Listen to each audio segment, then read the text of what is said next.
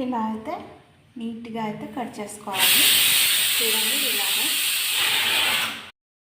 Hi hello అండి, ఈరోజు అయితే హెయిర్ గ్రోత్కి ఒక చిన్న టిప్ అయితే తీసుకొని వచ్చాను.